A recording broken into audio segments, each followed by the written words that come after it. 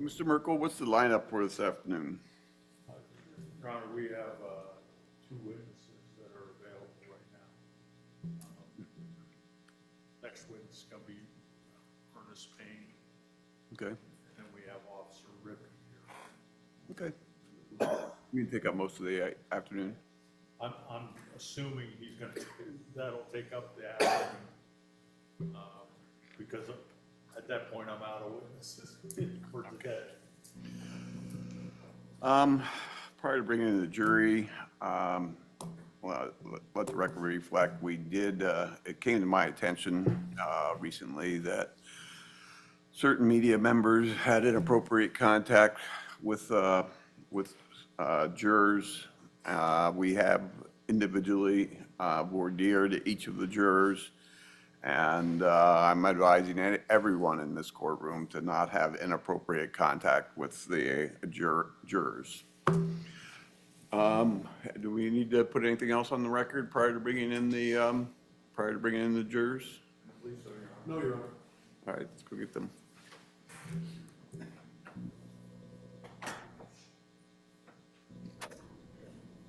And I'm not blaming you three.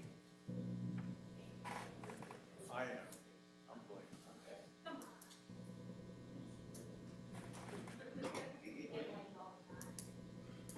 Or you over there.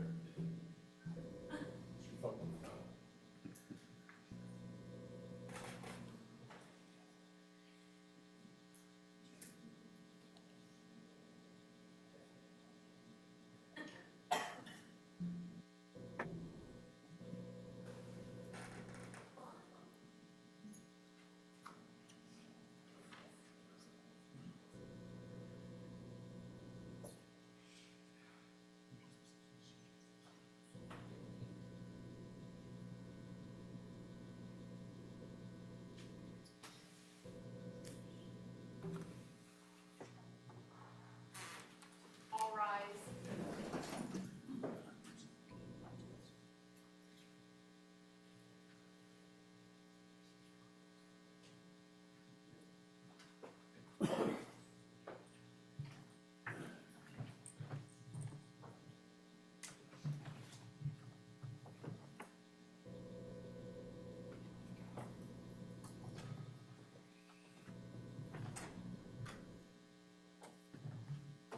Everyone can have a seat. I hope you guys all had a good lunch. Any further witnesses on behalf of the state? Do, Your Honor.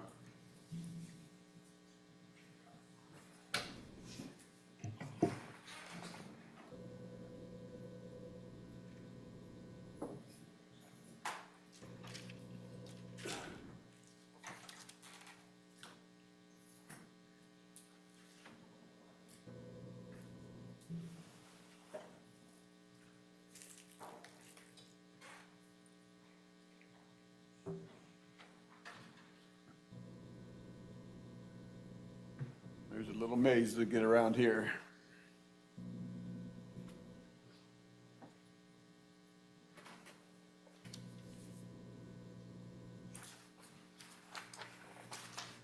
You raise your right hand. Do you solemnly swear or affirm under penalty of perjury your testimony in this case will be the truth, the whole truth, nothing but the truth? Yes, sir. Have a seat. Pull yourself up close to the microphone. Thank you. You may inquire. Somebody may inquire.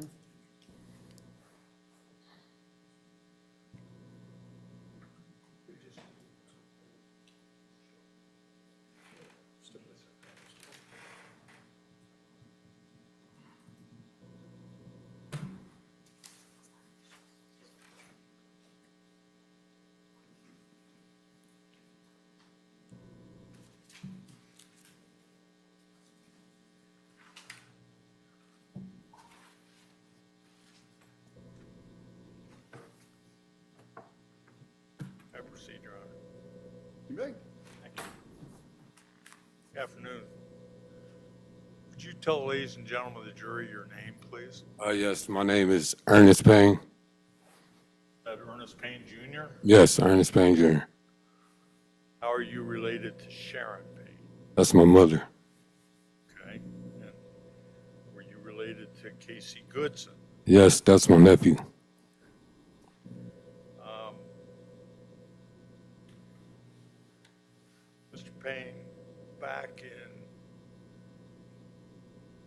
December 4th, 2020, where were you living?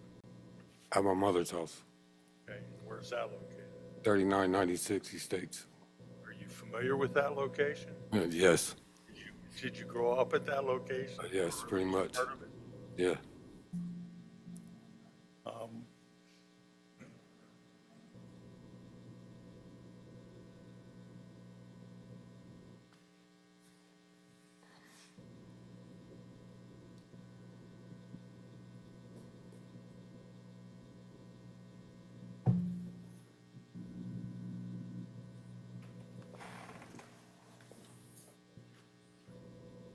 I'm going to show you what's been marked as State's Exhibit 19. Hmm. You recognize that area, Yes. and what is that area? This is the area we live in. That's Carl Road. That's Ferris. That's our house. It's just never. Maybe, I guess I have it turned the wrong way. Why don't you point those things out again, please? This is Carl Road. This is Ferris. The intersection. That's our house. That's the next street over. It's just our neighborhood. Okay, and is that located here in the city of Columbus? Yes. North side.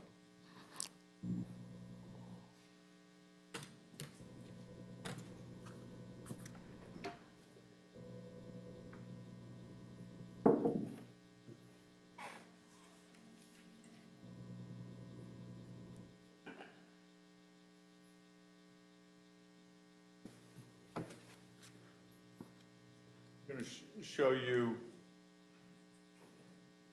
what I marked as State's Exhibit 11A. You recognize what's depicted in that diagram? Yes. That's the inside of 3996. Okay, well, let's point some things out here. Okay. Estates runs where? Where is Estates? It's on Estates and Case. Yeah, but on this diagram, Oh, this is Estates right here in the front. well, I'm sorry, that's a sidewalk there, Yeah. if you look at the Well, diagram. the street is up there. Right, and what's the name of the street down here? Case. Okay. This is the front porch, Yes. okay? This would be what, The living room. all right? Whose bedroom was this back on That was December? my mother's bedroom. Okay, and, I was in the middle room, and my niece was in the back room. okay. This area is what? The kitchen area. Okay, so kitchen area, you got a bathroom here, The little hallway right there. a little hallway that connects there, It's also a little hallway right here. okay? And this was the living room, correct? Correct. Okay. What's this over here? That's the side door. Okay. Now, is this the fenced-in area here? Yes. All the way around. Okay. Tell us a little bit about, is this a large house? No, the house is not that big. Okay. And back in December of 2020, Yes. what was the condition of the front door? It was damaged. We used the side door because the front doorknob, it used to stick, so we just used the side. It was difficult To to open. open it? Yes, sir. Okay. So you would typically enter and exit the house through the side Everybody, door? yes. Okay. How about this gate here? Was it free swinging or? It was broken. The gate that was on there, it was broken, so it wasn't like, you could see straight through. Okay. Generally would be open like it's depicted in the Yeah. diagram? Yes, sir. Yep. here? Okay. All right.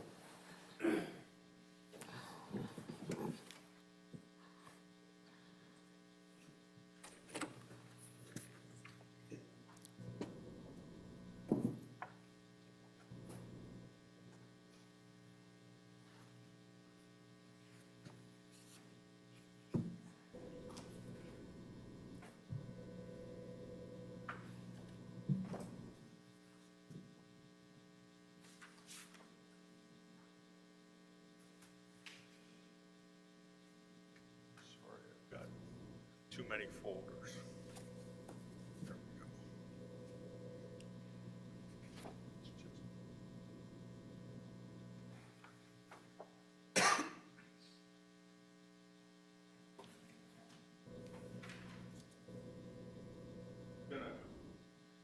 front of you what's been marked as Exhibit 25C. Okay. And that's a smaller version of the same diagram I just showed you, Right, right? right. Okay. I want you to mark on here, if you will, just put LR in the living room.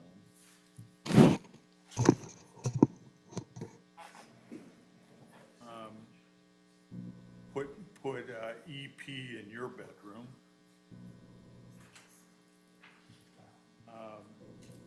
Put SP in your mother's bedroom. And JS is, Janae's at her time. that's your niece, correct? Yes, yes. Okay. Who else lived there on December 4th, 2020? My niece Linnea and her daughter, and it was 9 of us in there, 9 or 10 of us. My daughter, my 2 daughters, me, my niece Janae, my niece Linnea, her daughter Leah. My other little nephew was there, Baby D, Casey, and my mom. Okay. Well, now was Baby D wasn't living? No, he wasn't living there. He was just there. He was there that day? Right. Okay. Now Casey, where did Casey stay? He was downstairs in the basement. Okay. And the steps to the basement are where? As soon as you come in the side door, they're straight ahead, straight down the steps. Okay, so directly opposite the side door here? Yep. So as soon as Okay. you come in, right here. Okay.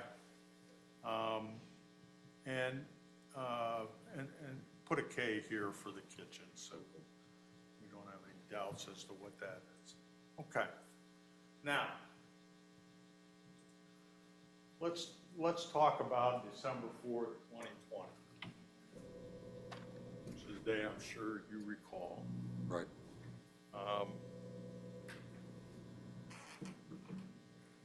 You remember that morning? Yeah, I remember that morning. Did you see Casey that morning? I did see Casey. Tell us about that. I was waking up and I came out the room to use the bathroom. At the same time, he was already at the bathroom door, knocking on the bathroom door because my mom was in the bathroom. Okay. There's only one bathroom in the house, right? It's 2, but the other one don't work. So we used the one upstairs. All right, there's one in the basement. Yes. And did you and Casey interact? Yeah, we said what's up to each other, but he was in a rush. He had a dentist appointment that morning, so he was kind of in a rush. So we just said what's up and Okay. kept it moving. Did you remain at home? Yes, I remained at home a little time after he left. Okay, so he left, you were still at home. Yes. Did you leave the house at any point that morning? Yes, I did. A little while after he left, I left to go to the store. Okay. So you left the house. Do you have any idea about what time of the day it was? I'm not sure what time it was. I said it was around like 11:30 maybe. When this whole interaction took place, or? Oh, no, you talking about the interaction with Casey when I Yeah, seen him? yeah. Oh, that was like 9 o'clock. Okay. And when you left the house, how long were you gone? I only went to the store, so I was gone probably 10 minutes tops. So you ran down to the store, bought something, and Came back, yep. And when you got home, what did you do? I went back to the bedroom, the room that I was in.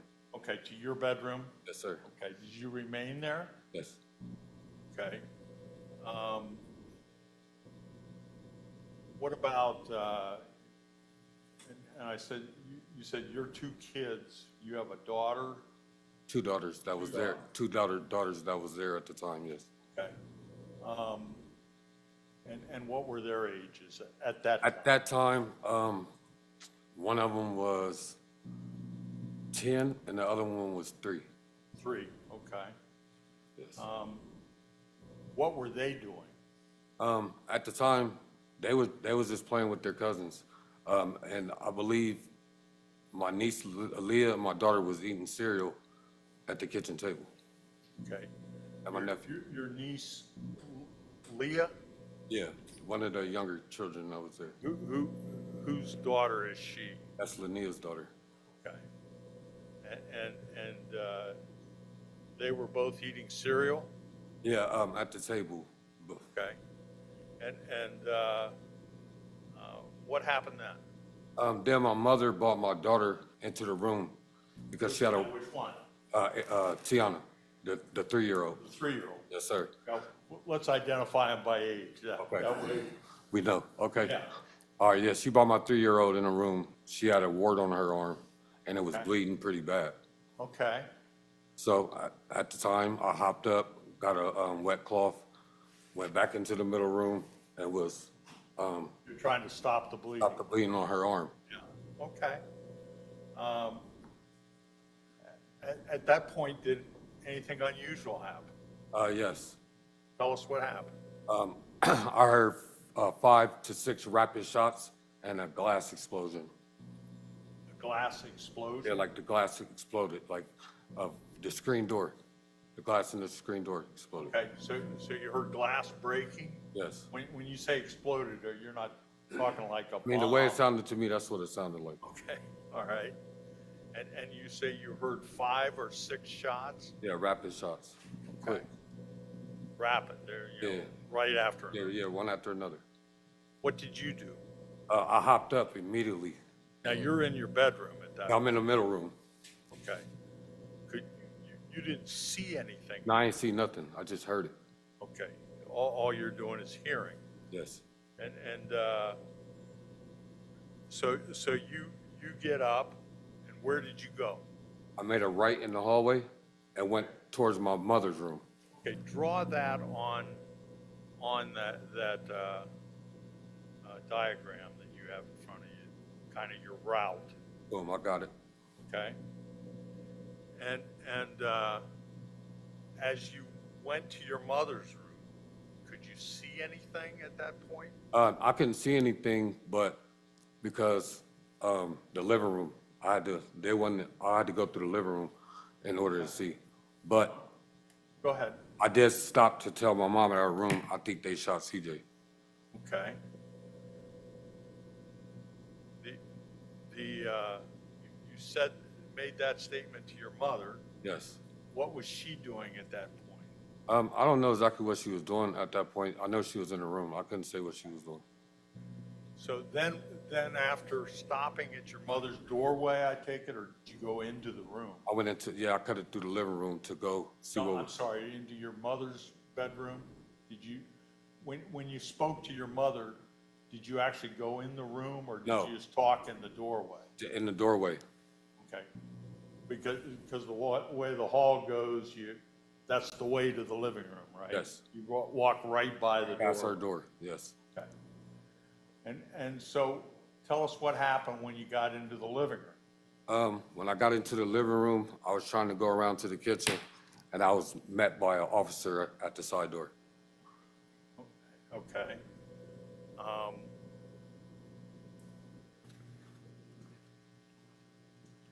Did you get all the way to the kitchen? No, I didn't make it to the kitchen. Now, when you say the side door, are you talking about the outside side door? No, I'm talking about the side door that's right here. That's in the kitchen, basically. Okay, the door between the living room and the kitchen? Yes, but this door was kicked open. Okay, so it was open all the way? Yes, it was Why kicked don't- open. Why don't you draw a line indicating how the door was positioned? More at an angle like that. Okay. Now, you've already you're drawn your route after you heard the shots, Yes, and we stopped your route there pretty much at the entrance to your mother's bedroom. right. Show us, draw the route that you took from that point. Okay, and how far did you get into the living room? I got about right here where he could see me. Okay, And he told me, when I seen him, when I came in eye contact, with him, he said, "Motherfucker, get down on the ground before I shoot." That's what he told me. did he have a gun? Yes, he had it aimed at me and my 3-year-old daughter. Okay, now, so you're carrying her? Yes, I have my 3-year-old daughter in my arms. Okay, now, why don't you put an X approximately where this officer was that spoke to you? He was right here in the door. Okay, and put a circle where, I was. where, I assume you stopped. Yes, Frontage. of course. Okay. And did he instruct you to do anything? Yes, he instructed me to get down on the floor and don't fucking move. Okay, and did you do that? Absolutely. Okay. May I publish this, Your Honor? Okay.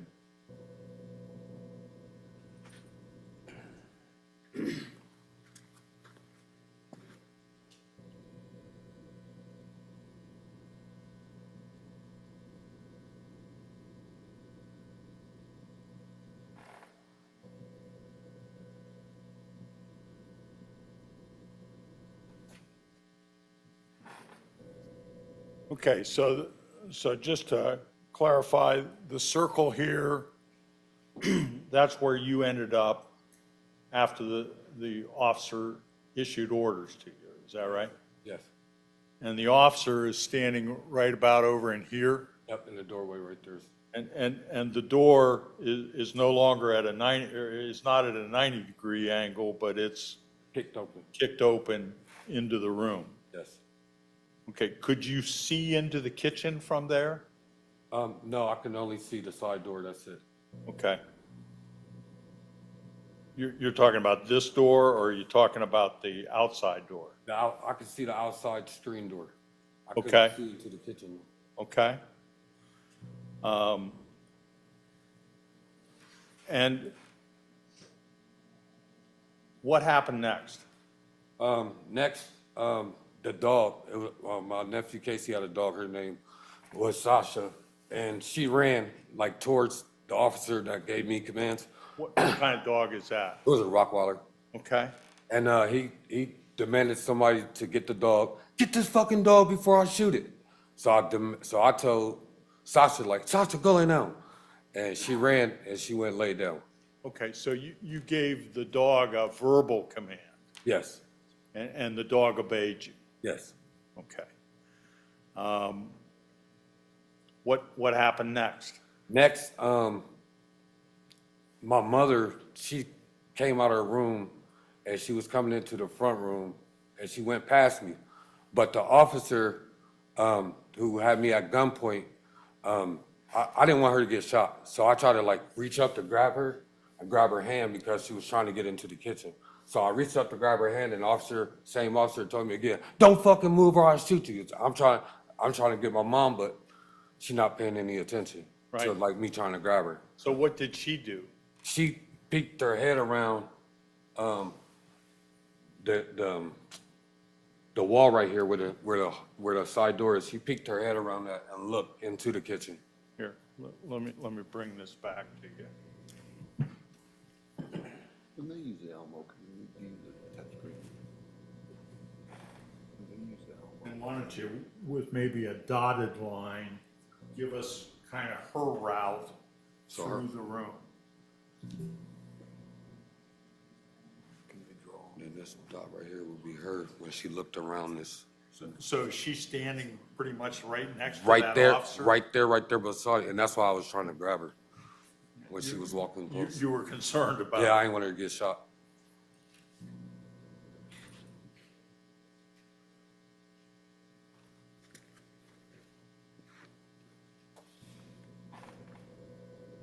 So she basically comes down along the wall and to the doorway and peeks around the corner. Yes, into the kitchen. Okay, did she remain there? No. What did she do? She turned around and she went back into her bedroom and went and called 911. Okay. What happened next? Next, I heard them giving commands to my siblings that was in the house, telling them don't fucking move, get down, be still.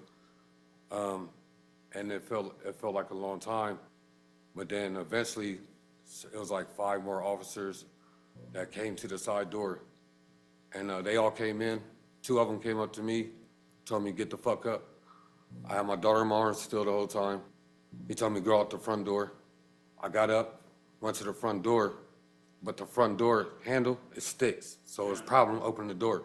So I'm trying to open up the door, The whole time he got me at gunpoint behind me, and he telling me, "What are you fucking doing? Don't do nothing stupid. I'll fucking shoot you." Just being nasty for no reason. It's here. A little bit of this is all right. It's just not. It's not being offered for the truth of the matter asserted, Your Honor. It's just telling what happened. Ask another question. Okay, so you're at the door. You're not able to. Are you? Excuse me. Are you eventually able to get it open? Yes, I got it open. Okay. And once you got it open, what did you do? I went outside, and I was at. You'll have your daughter. Yeah, I still have my 3-year-old daughter. She had on a t-shirt and some shorts. Okay. And we was forced outside, but as soon as we stepped outside, it was 60 guns pointing, and they talking about get out the line of fire. Okay. When you say 60 guns, there were police outside? Everywhere. Yes. Okay. Immediately after the shooting, and when you got to, I guess, the first person other than your mother that you encountered was this officer at the doorway. Is that Yes. right? Yes. Did anybody ask you any questions about who you were, who might be coming into your house, or Talk anything about such? after I was escorted out. No, I'm talking about while you're in the living room there holding your daughter. Is anybody asking you questions about, whether someone should be coming into your house with a gun or anything like that? So Did you receive anything other than commands no, from the police officers that entered? no, I wasn't even sure who it was at first. Okay. Other than that they had guns? Exactly.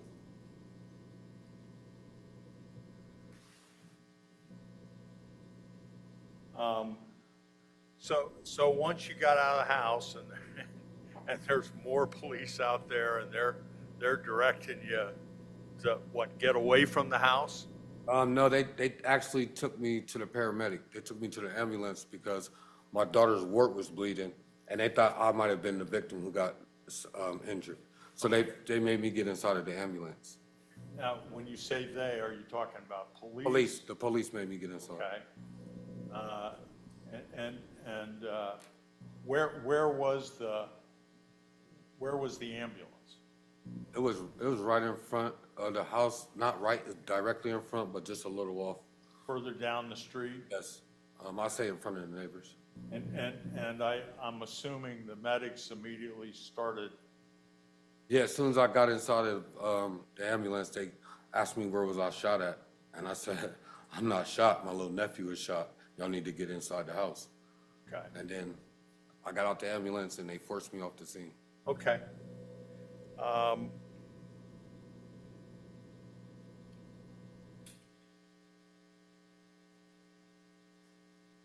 Okay, and so they forced you to, they said, leave. Yeah, Right. forced me down the street. Yes. Yeah.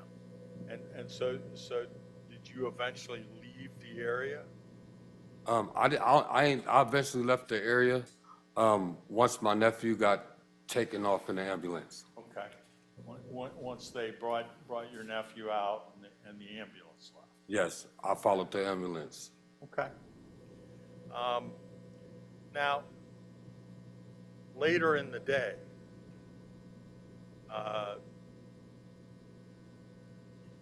I assume that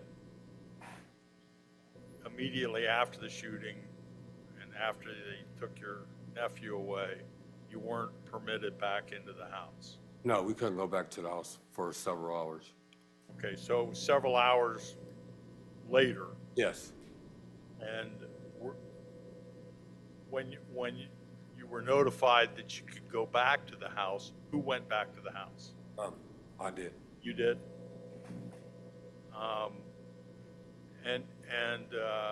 What was your purpose in going back to the house? My purpose of going back to the house was to clean up the blood. Okay. Did you take a video of the condition of the house when you came back? Yes, before I even touched anything, I took a video on my phone of everything that you got, the keys, everything, the sub sandwiches. I took that video.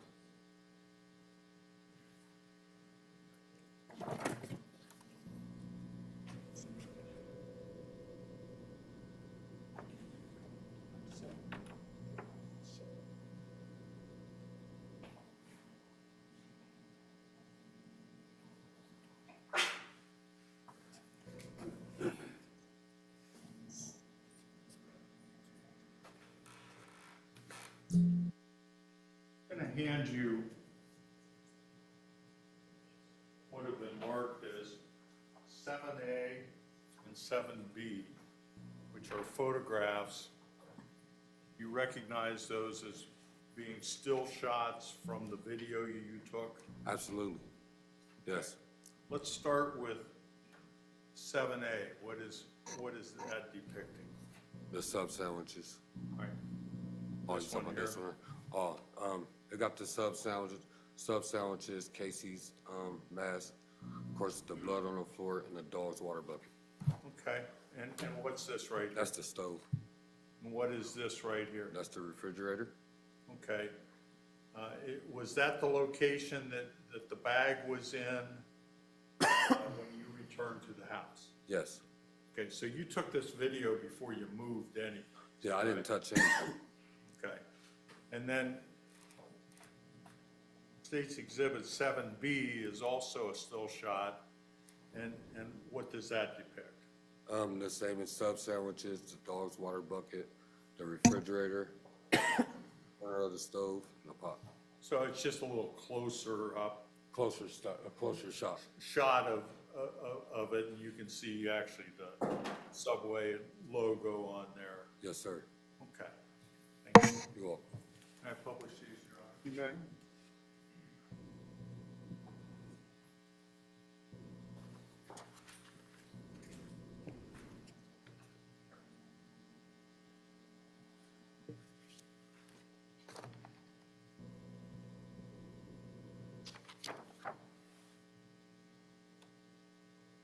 Oops, wrong way.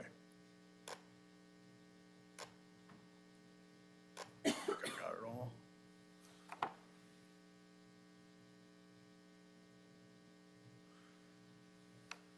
That's State's Exhibit 7A, is that right? Yes. And that's kind of a longer or a further back look at it that, as you say, shows the stove and the refrigerator and the water bowl or water bucket. Guess it is a Rottweiler. And you say this was Casey's mask? Yes. Guess we all forget that this was back during COVID. Yes.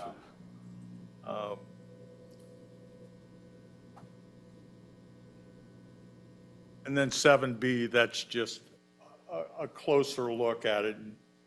The subs are still in the bag, is that right? Yes.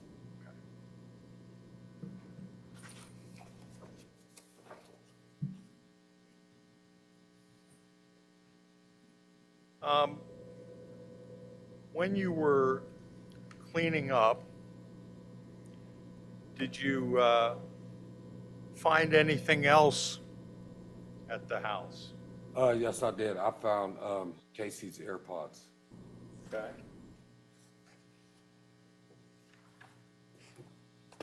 And where were they located? They was on the floor underneath the microwave.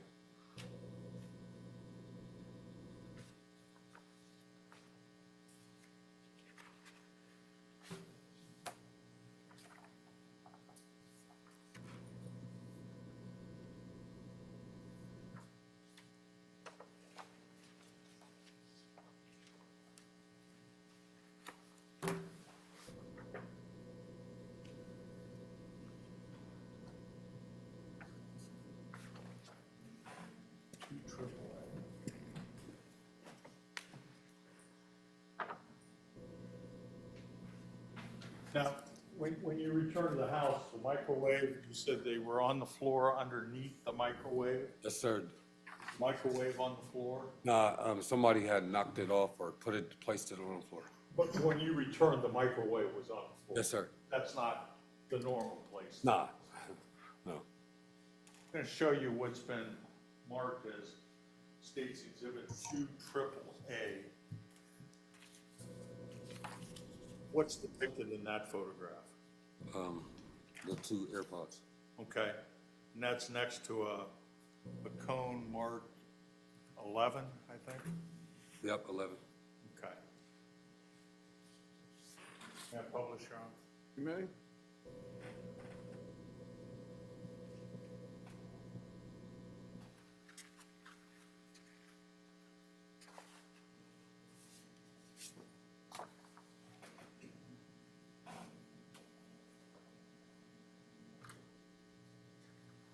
So what did you do with the AirPods? I placed them in a bag. They was bloody. I placed them in a bag, and I gave them to the family lawyer, Sean. I'm sorry? I placed them in a plastic bag because they was bloody, and I gave them to the family lawyer.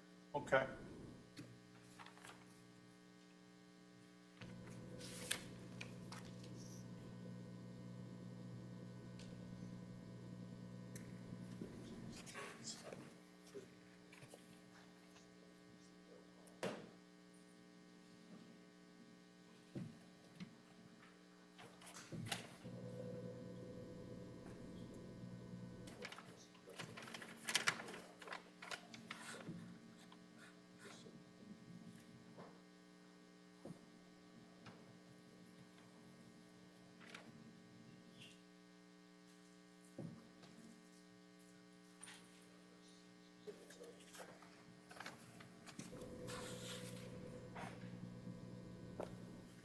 Ernest, I'm going to hand you what's been marked as State's Exhibit 7.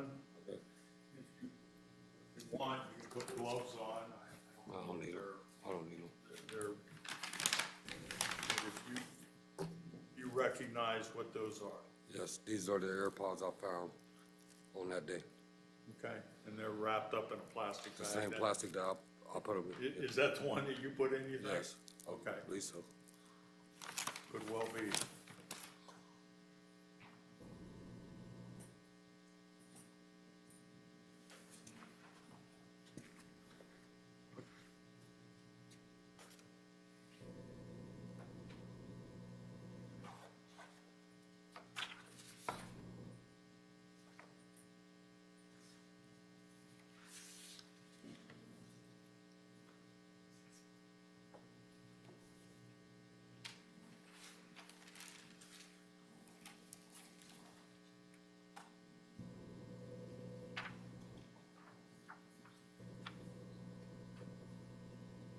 Now, how many dogs were there in the house? At the time, it was 2. Okay, and you mentioned the one, the Rottweiler, Yes. that Sasha, Asha. Okay. who was pretty obedient. Yes, she was a good dog. And what was the other dog? It was The other dog's name was Juju. Juju, Yeah, Juju. and what kind of dog was, He was a pit bull. okay? The Rottweiler was, what, black? Yep, black. And the pit bull, Juju was white with gray on him. okay. Now, did you, were the dogs in the house when you got back? From the store? Oh, no. The dogs, Came back no. The dogs wasn't in the house. They had, the dog, Humane Society came out to take the dogs. Okay, Well, I didn't want them to get taken because it was my nephew's dogs. So I actually had one of my friends take the dog, my friend Mike take the dogs to his house until I, was in better position to get them. and did you help retrieve the dogs from the Humane? Yes, I did. I helped get them out, yep. They brought a truck out, and you helped the transfer, Yeah, yep. okay. Did you Did you notice anything on either dog? Yes, I noticed that Juju, the pit bull, he had blood on his mouth. Okay. Did you actually wipe that off? No, I rinsed it off with the hose, but Okay.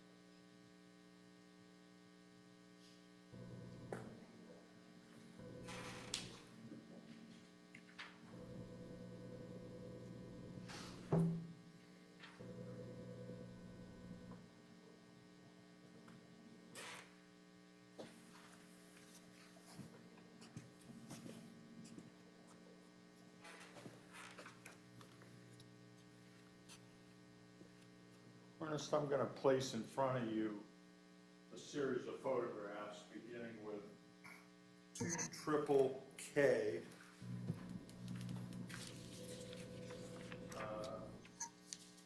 2MM, 2NN, 000, 2PP. okay. And let's go through these one at a time. Do you recognize what's depicted in that photo? Yes, I do. What is that? This is the closet door. That's my bedroom that I was in at the time, and this is the hallway. Okay, so is that picture taken from the, Does council want to approach real quick?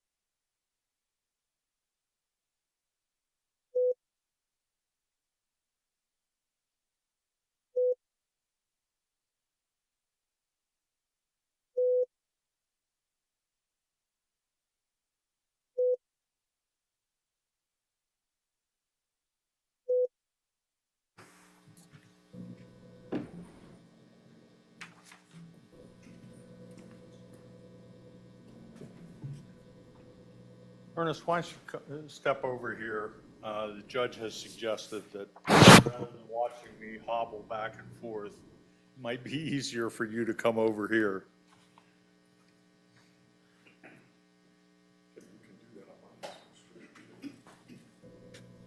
Huh? It's very difficult now. Way too advanced for me. I had already asked that question to Rachel. All right. This is 2KK. Yes. And here you can use the pen to point out. This is, you don't need to write on All it, right. but this is, you said the doorway to your bedroom, Yes, right here. okay? And you mentioned a closet, Yes, this is the closet right here. Closet okay? door. And is that opposite the bathroom? Yep, right across from this door is the back Okay, and then coming back towards us is the kitchen? kitchen area. Yes, Okay. sir. All right.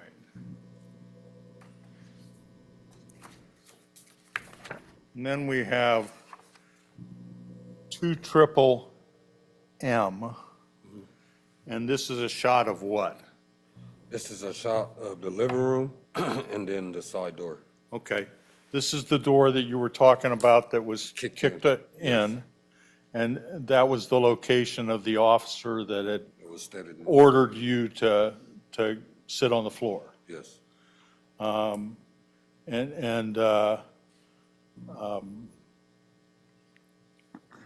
Were you, approximately, where were you, or is it shown in this photograph where you would have been sitting on the floor? I'd have been in this area right here. Okay.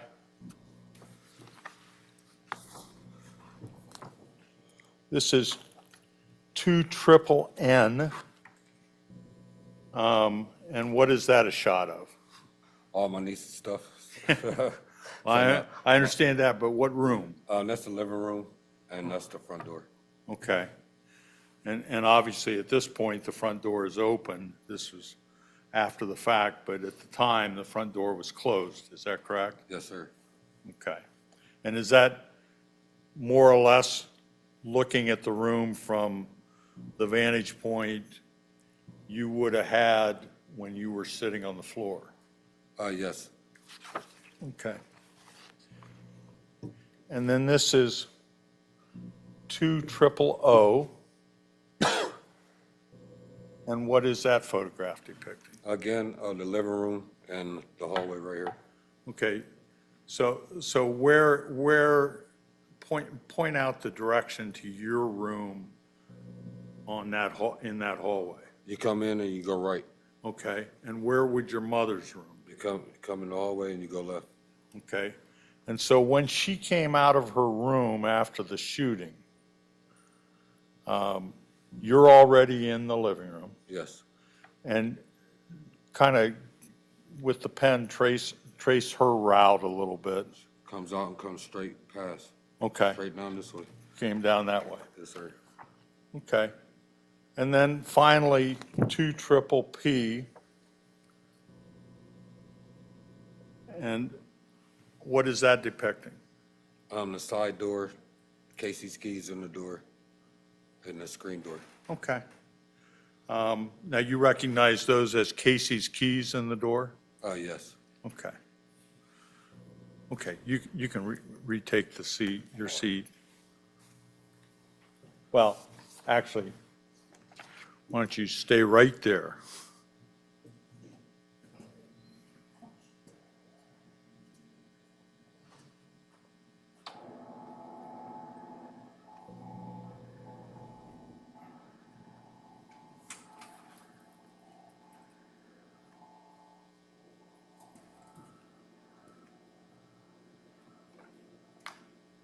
You'll step over here, Ernest. This is State's Exhibit 26. Do you recognize this door? Yes, that was the screen door that was on our house. Okay.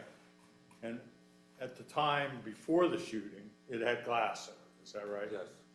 In fact, there may be remnants of the glass in the track there.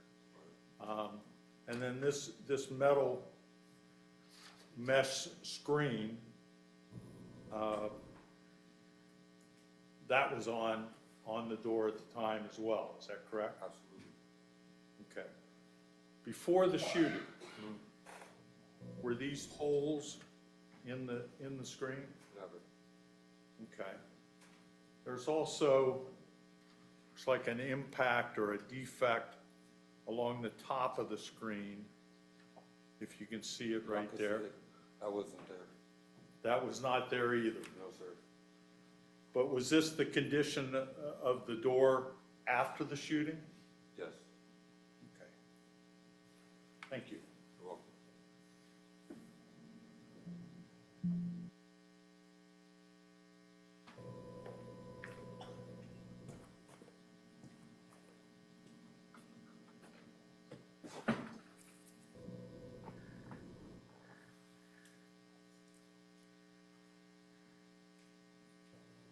You have a moment, Your Honor. You may.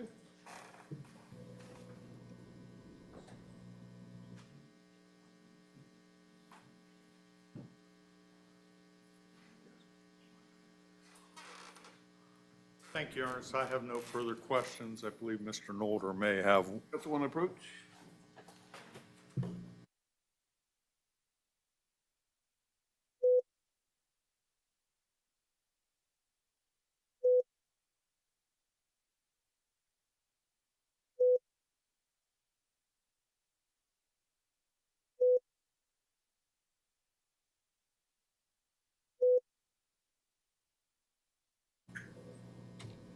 All right, ladies and gentlemen, what we're going to do now is take our 15-minute afternoon break.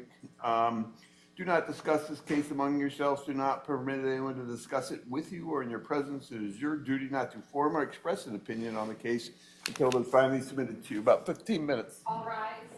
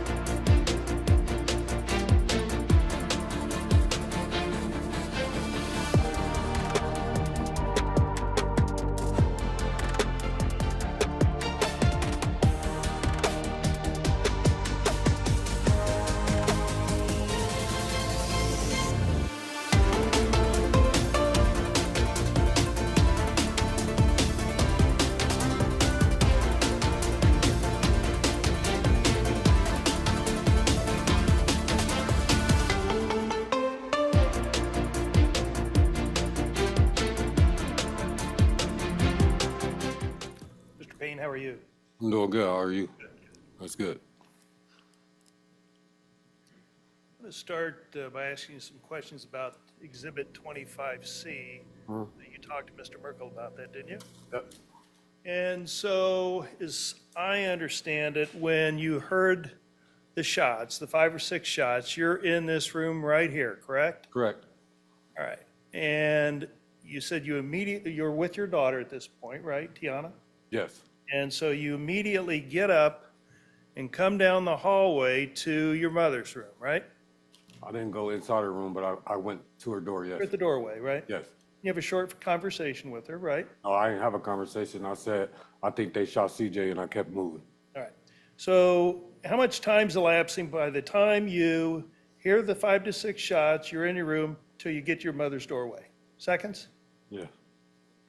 So then, once you verbalize what you believe happened to your mother, then you come out into the living room, correct? Yes. Yes. And that's when you encounter this law enforcement officer who's right here, right? Yep. And so would you say it's a matter of another couple of seconds by the time you get to the point where the officer orders you down? Yeah, maybe a second or two to get to where I was in the living room, yeah.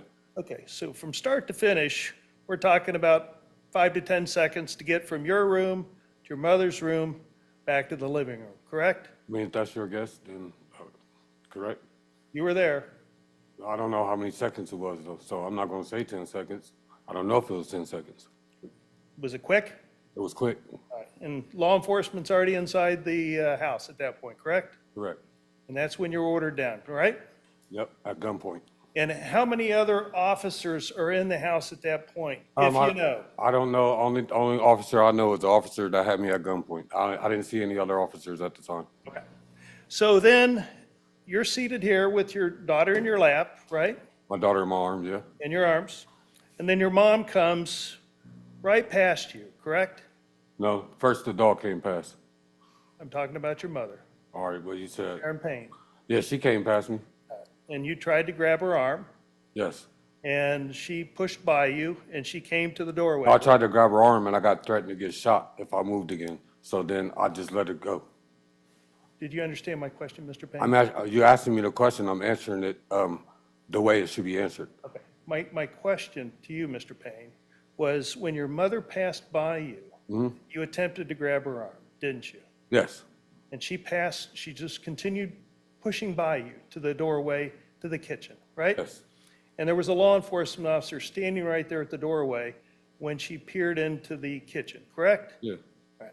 And you don't know how many other law enforcement officers are in the house at this point, right? No, I don't. But you saw that law enforcement officer when your mother got to the doorway, right? Yeah, it was in the doorway. Let's talk about the pictures that you took. I believe your testimony was that this is Exhibit 7A, and you took that picture, correct? I took a video. A video. Yeah. But this represents part of that video, doesn't it? Yes, that's a picture from the video. Okay. And that's fair and accurate as far as the scene as you found it, right? Yeah. And we'll put on 7B as well. And same question with that. That's fairly and accurately depicting the scene as you found it when you took the picture, right? Correct. And so it's my understanding that you were not allowed back into the house until roughly 7 o'clock that night. Does that sound right? Yep. And the shooting happened roughly shortly after noon, didn't it? Yes. And so there was a passage of time of 6.5, 7 hours before you were allowed in the house, right? Yeah. And there were a number of law enforcement officers that were inside the house when you were ordered out, correct? Correct. And I believe you testified that you wouldn't leave until you saw Casey being brought out of the side door. Is that right? No, that's wrong. I never said that. Did you watch Casey be brought out the side door? No, I was pushed off the scene, so I couldn't even see Case. I could see them put him in the ambulance. At this time, I was on the corner of Estates and Cell. They pushed me all the way off the crime. They said it was a crime scene. I wasn't allowed back down there. Okay. So you saw Casey being brought out, put into the ambulance to be taken away? Yes. Right? All right. And was he on a gurney or a stretcher at that He was point? on a stretcher. And so you saw that happen, right? Yep. And you know the medics were inside the house, right? I seen them go inside. I'm sorry? I seen them go inside the house, the medics, yes. And did you know that they were performing CPR on Casey inside the house? I didn't know anything because I was forced outside of the house, so I didn't know what was going on inside of the home. Right? And so you were away from the scene, you come back at 7 o'clock. I think you said the microwave was on the floor, is that Yeah, right? yes. And the microwave wasn't on the floor before the shooting, was it? No, it wasn't. Right? And I believe there was also some damage to the drywall above the kitchen sink area of the house, wasn't there? Yeah, it was. And so somebody had taken a saw and cut out some drywall above the kitchen sink area of the kitchen, right? I don't know if they took the saw, but it was a piece missing, yes. All right. And that wasn't there before the shooting, right? The hoe? No. That's right. That was done when you were away, correct? Right. And there were people there processing the crime scene when you were away, correct? Yeah. So the position and location of the sandwiches that you found when you returned at 7 o'clock isn't necessarily where those sandwiches were when Mr. Goodson was shot. I don't know. I can't say that. I don't know because I didn't see it before I left. Before I got forced out the house, I didn't see the sandwiches. So I can't say if they was in that position or not. That's all you can say is where they were The when only you thing I can returned say is how I found them, and that's how I found them at 7 o'clock. at 7 o'clock.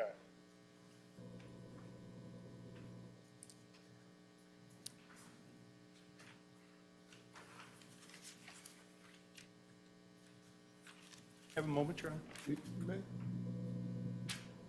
Thank you, Mr. Payne. You're welcome. Any redirect?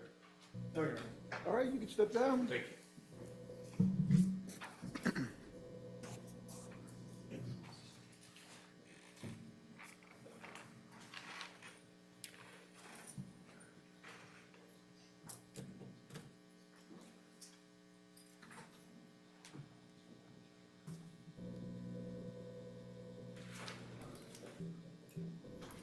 Call your next witness.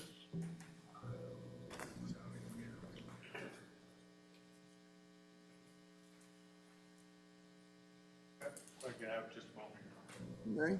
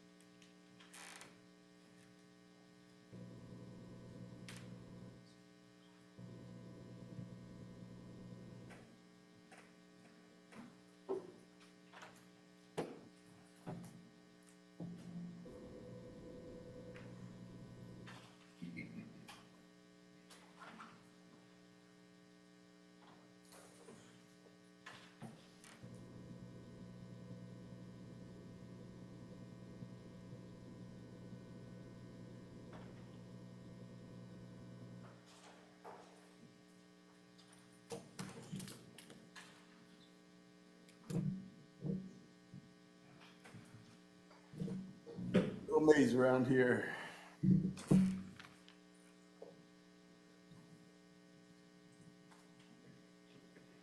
Officer, can you raise your right hand? Do you solemnly swear affirm independently of perjury your testimony in this case will be the truth, the whole truth, nothing but the truth? Have a seat. Pull yourself up close to the microphone.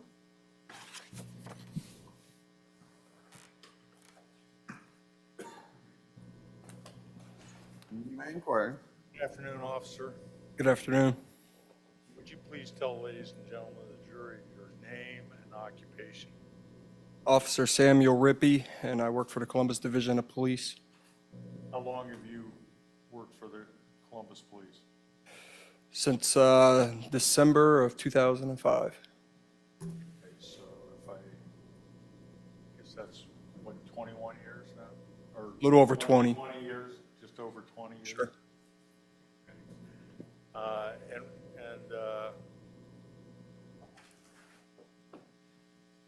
Going to December of 2020, what was your assignment? Patrol. Okay. And were you assigned to a particular area of the city? Yes, sir. It's Zone 1, which is the north end of Columbus. What's your assignment now? 182A Company.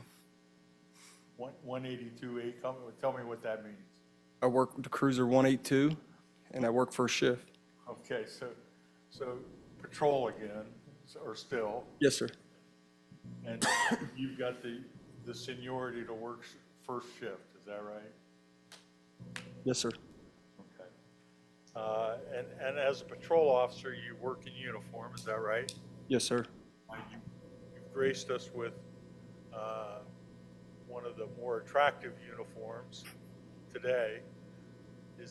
That's not your daily uniform, is that right? No, sir.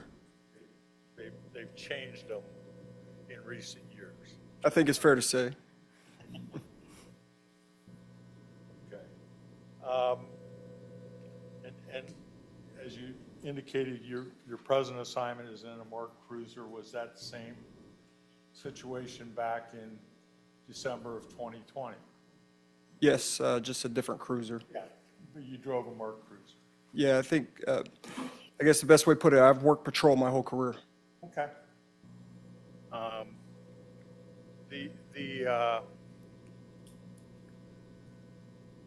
Let's talk about in December of 2020, what were the boundaries of the precinct you worked in then? Well, Cook Road, East Cook Road, Okay, up to State Route 161, I think it's 71. so south edge is Cook Road, north edge is Yeah. 161, Yes, sir. 71 is the western edge. Yeah, it cuts in and out. And then as far east is Westerville Road area. Okay. But, I mean, we could go anywhere. We called it anywhere. Obviously.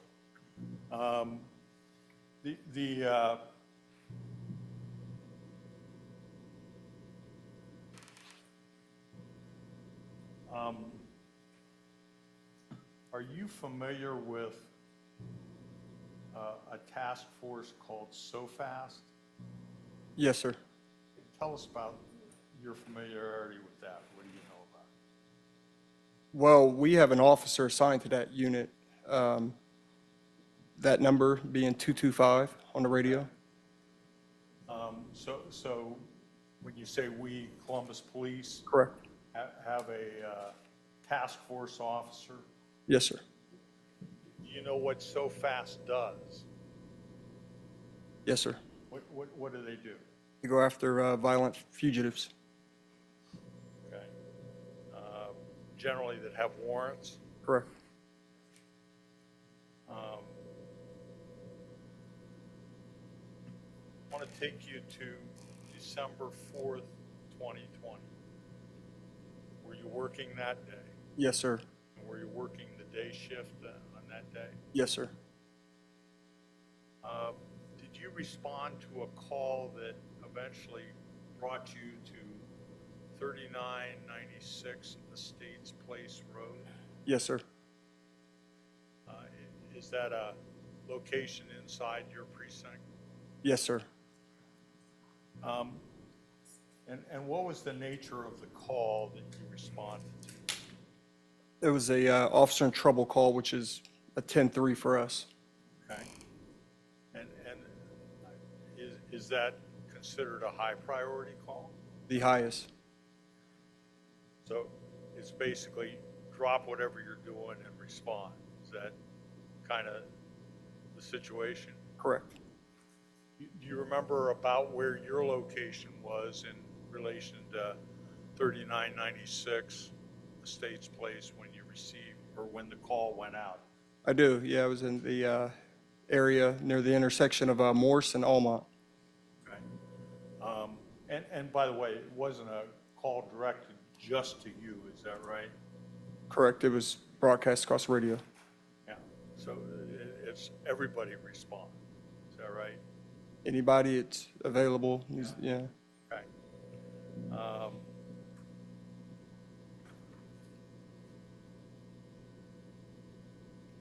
So tell us, as you say, this is a high priority call. When you respond, how do you respond? Do you, On lights and sirens. okay, run red lights, you know, Obviously with due regard, but yeah, you need to get there as fast as you can. so speed limits, red lights are, I mean, obviously you do it safely, Yes, but it is move, and you've got, as you say, lights and sirens. correct. So to warn the public that, hey, get out of the way, I'm coming. Yes, Okay. Were you wearing a body camera that day? I was. Tell us about that. Do you have one on today? I do. Maybe stand up and point that out to the jury. I'm sure they maybe upgraded the models since 2020, but Yes, similar in design, similar in function. correct. And on December 4th, 2020, did you activate your body cam? I did. And at what point did you activate it? After being dispatched. So once the call went out, as you are responding, so you're still in your cruiser, Correct. and you activated your body cam. Yes. And did it remain activated as you traveled to the location? Yes. Did it remain activated once you arrived at the location? Yes. Tell us when you arrived at the location, what did you see? What was going on? Well, when I pulled up, I stopped north of the location because I wasn't sure what was going on. Officer in trouble call, it could be a number of things. Barricaded individual, an officer down, someone hit by a car. Not knowing, other than there's an officer in trouble. And when I get to just north of the location, stop my cruiser, get my gun out, and I start approaching. I see what I later found out was a task force officer behind a tree. So immediately thought, okay, so maybe somebody's barricaded in a residence. Didn't know what's going in. Were there other officers on the scene? Did you see other cruisers there? We were all pulling up around the same time. Okay, so you're all arriving almost simultaneously. Correct. Okay. So you're approaching, gun drawn, because you don't know what's going on. Correct. And tell us what you did. Well, considering like I said, there was a task force officer posted up behind a tree with his gun out, and so he wasn't rushing into the house. I figured he might know more, so I just told other officers I'm going to go to the back, basically find work. Go to the perimeter and wait till be given further instruction as to what to do. Okay. And so did you go to the back side? Briefly, Okay. And why didn't you stay back there? at some point, we were called. They said they needed people inside. Now,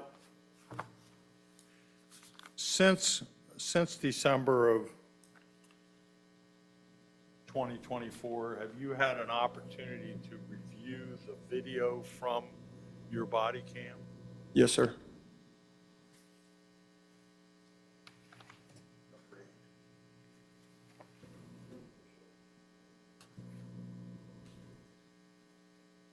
I'm going to place in front of you the exhibit, state's exhibit number 8. Did you review the thumb drive that's contained in that envelope? Yes, sir. Okay. Actually even review it today again? Yes, sir. Is that an accurate video of your body cam from December 4th, 2020? Yes.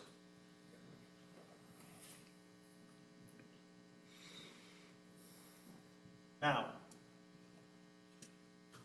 you mentioned that eventually, at least you had gone around to the back and then you came around to the front and someone was summoning, saying we need officers inside. Is that right? Yes, Were you one of the officers that went inside? yes. Okay. Where did you enter the house? Through the front door, which was on the west side of the structure. Okay. And before you entered the house, did you see anyone exiting the house? Yes. Who? It was a task force officer. I didn't recognize him. Okay. How about, did you see any civilians exit the house? Yes. Who? I don't know. Not name, but just describe what you saw. It appeared to be residents Okay. or people visiting, but they weren't law enforcement or paramedics or anything. Did you see a gentleman carrying a child? I did. Okay. So he exited the house. Did you see what door he came out of? I don't recall. Okay, that's fine. So you entered the front door. Were you directed once you got into the house to a location in the house? Yes. Okay, and what location were you directed? Like I said, there was a task force officer coming out. He was on the porch. He said, go to the right once you get inside. They need you over there. Okay.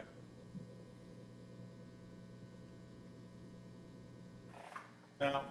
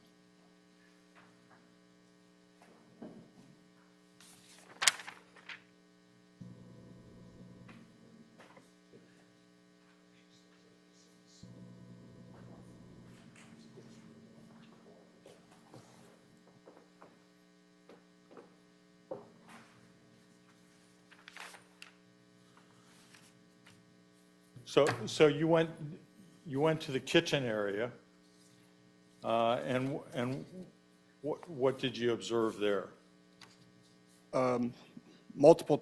There's a few other task force officers in there, one of which I recognize from our agency, And that would be who? Officer Rosser. Okay. And what was going on? He was standing with his back to me, and he directed me to to put gloves on and take over chest compressions for the other task force officer that was in there administering first aid to Mr. Goodson. Okay. Now, did you know Mr. Goodson at that time? And I don't recall ever coming across him in my career Okay. Had you been to that residence, if you remember? once. Okay, and what was the reason, if you recall? I was sent out there by our missing persons unit to verify that a reported juvenile had actually returned and just canceled the report. They'd had like a runaway report. Yeah, pretty much. They sent a patrol officer out because somebody said, well, they're back, you know, and that was the extent of the interaction. Yes, So you were asked to take over the CPR yes, being administered, yes, and did you do that? I did. And how long did you continue to do that? Until fire personnel arrived on scene. Okay, so once the medics came in, they took over for you? Yeah, they told me I could stop and they would take over from there. Okay. And at that point, did you continue to have your body camera activated I did. after the medics took over? I did. Okay. And at what point did you turn it off? I stopped it when I made contact with Officer Rosser, asked what he needed, and then they were asking, the medics were asking who was shot as far as like who fired the weapon and so forth. And at that point, it was getting like, at that point, I felt to go ahead and turn it off. Okay, you didn't see the need for the Yeah, body yeah, cam yeah. at that point. Now, I'm going to place in front of you a series of photographs, stills, whatever you want to characterize them. Marked States Exhibit 8A, B, C, D, E, and F. Okay. And if you would you take a look at those, please?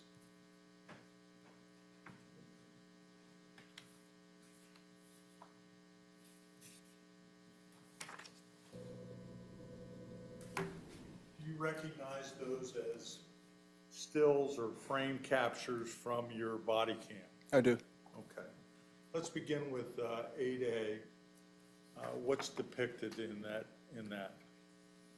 That's me entering the residence, approaching the kitchen entryway. Entering the kitchen there? Yes. And what does it show? It shows the task force officer down, rendering aid to Mr. Goodson, who was on the ground. We're supposed to be one hitting the, beyond the Elmo.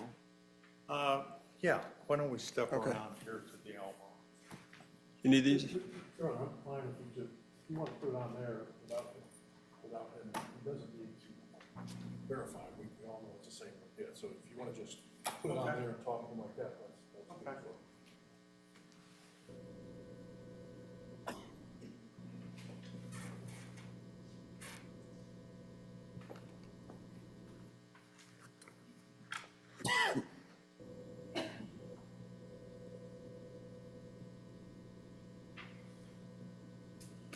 Okay, this is States Exhibit 8A that you were just testifying about. And as you say, it depicts the officer rendering aid, Correct. and also depicts the location of Casey Goodson, is that right? Correct. Okay. Now, you are standing, you are standing where? Roughly at the side door and, That shows me entering, like, that's from the living room into the kitchen area. Okay. The side door is there as well. if, yes.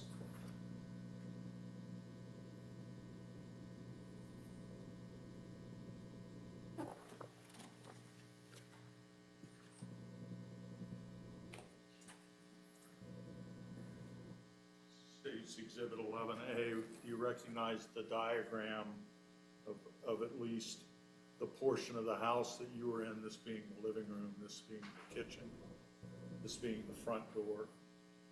You said, which one is it?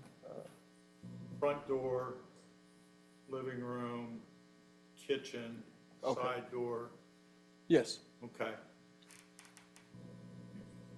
In States Exhibit 8A, you're standing, what, right in this area, right here? Yes, sir. Okay. So Mr. Goodson would be on the floor in this area, is that right? Yes, sir. Okay. I don't know if they could see up there, so. They're gonna move over. Just making sure everybody can see. Okay.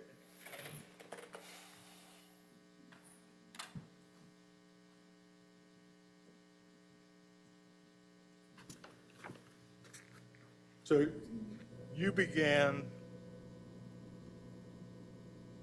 well, first thing you had to do was what, glove up? No gloves on, yeah. Okay. Get to work. And while you're doing that, and I want to show you what's marked as State's Exhibit 8B, that you getting your gloves on, right? Correct. And you can see Mr. Goodson, and did you notice this on Mr. Goodson, what I'm pointing to? If we're looking at the same thing, the air pot in his left ear? Yeah. Yes, Yeah. And you noticed that when you were giving him CPR, is that correct? yes.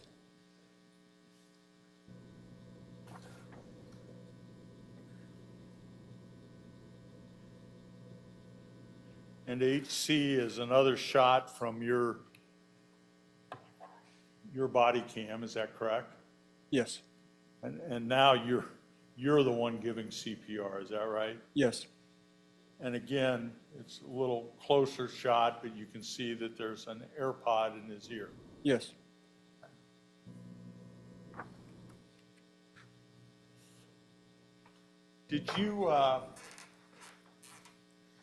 Did you notice anything else on Mr. Goodson as you were rendering him aid? Yes. What? He had a half face mask on, but at the time, you got to keep in mind it was during COVID. Yeah, I mean, it wasn't uncommon to have a mask on. He also had a holster attached to his belt, Okay. waistline.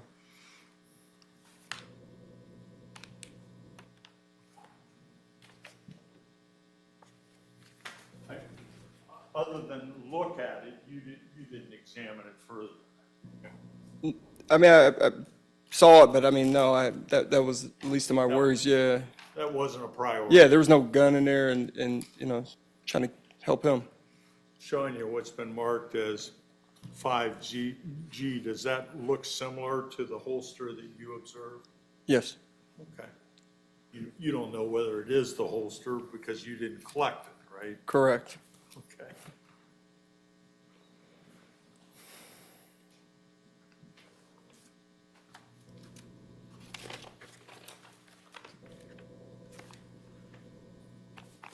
Now, you continued the CPR until when? The medics arrived and told me that they'd take over. Once the medics came in, they took over.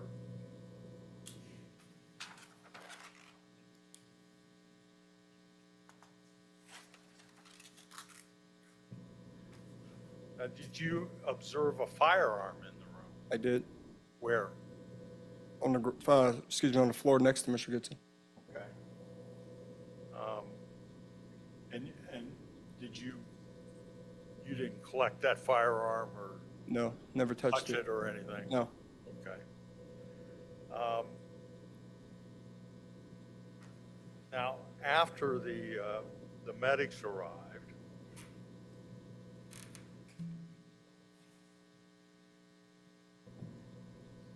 they then took over, and you stood up and went where in the kitchen? made contact with Officer Rosser and asked him, what did he need help? Okay, so, and Officer Rosser's position, I guess, put a diagram up again.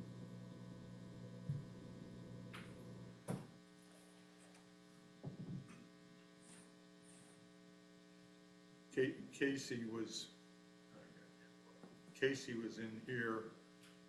Show us where Officer Rosser roughly was. His back was facing me. He was about right here. Okay. And he had his weapon out, is that right? Correct, yeah. And so once you finished, once the medics came in and took over, you then stepped over this direction? Yes, Okay, next to Officer Ross. yeah, Is that right? yes. Okay. Had you noticed anything on the floor of the kitchen while you were doing CPR? I mean, I noticed the gun. Later, I saw a bag. Okay. know what kind of bag that was? Yeah, it was a bag from Subway. Okay. And where was that located? Without looking at the photo, I wouldn't be able to like tell you Okay. exactly where it was at. Well, let's look at the photo.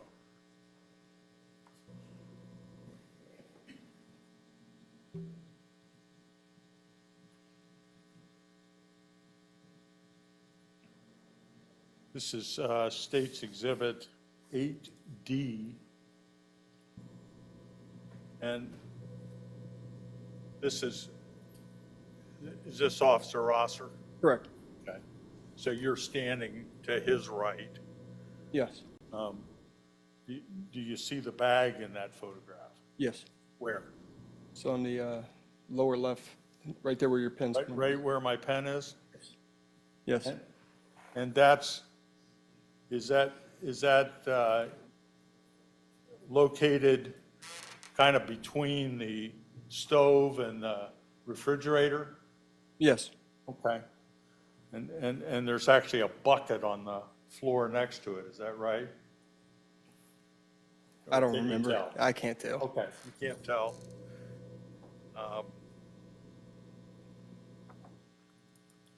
8F is just another shot, probably momentarily later from the other one, is that right? Yes. And again, I guess we can see a little bit of the logo for Subway on the bag, is that right? Yes. Can you see now whether that's a bucket or, No. okay?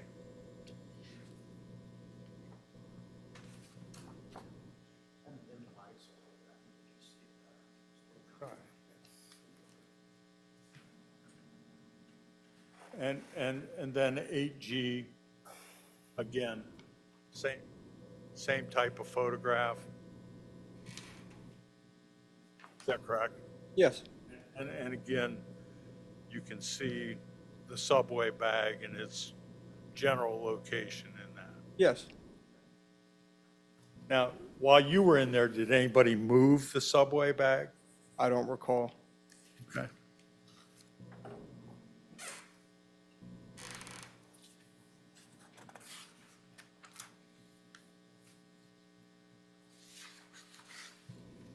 Now, in those last photos, you could see the medics in the background. They're beginning their work on Mr. Goodson. Is that right? Yes, sir. And shortly thereafter, was Mr. Goodson removed from the house? Yes, sir. Okay. Once Mr. Goodson was removed from the house, what did you do? Scene security. Okay, tell us what that means. Preserving the scene. Okay. I'm gonna sound stupid when It's when all you right. say preserving the scene.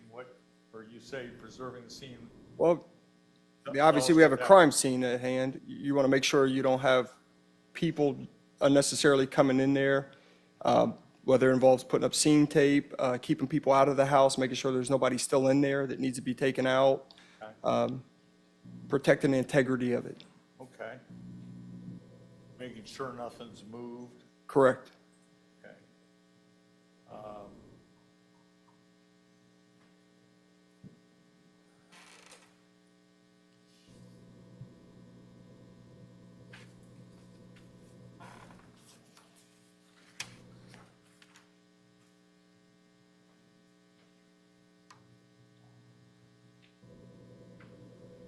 Were there, other than the first aid personnel, the law enforcement personnel, were there any other individual, and Mr. Goodson, were there any other individuals in the kitchen area while you were there?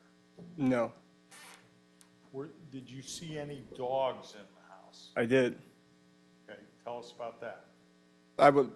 When I made contact with Officer Rosser, it made sense why, like he had his gun out and he had his full attention towards that doorway. He had it was keeping some dogs that were inside the residence at bay, so to speak. Okay. Were those dogs eventually removed from the house? They were later. Okay. during the time that you were there, preserving the scene and before, did the dogs come into the kitchen? No.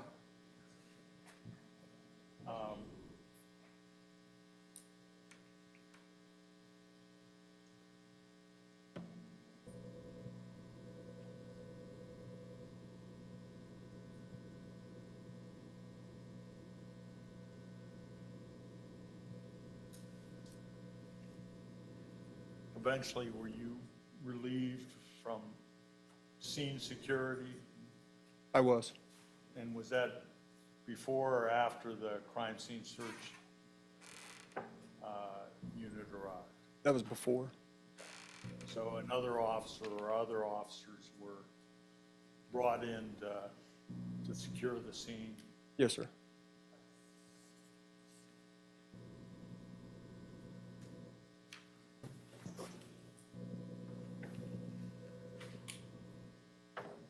Thank you, Officer Rippey. I have no further questions.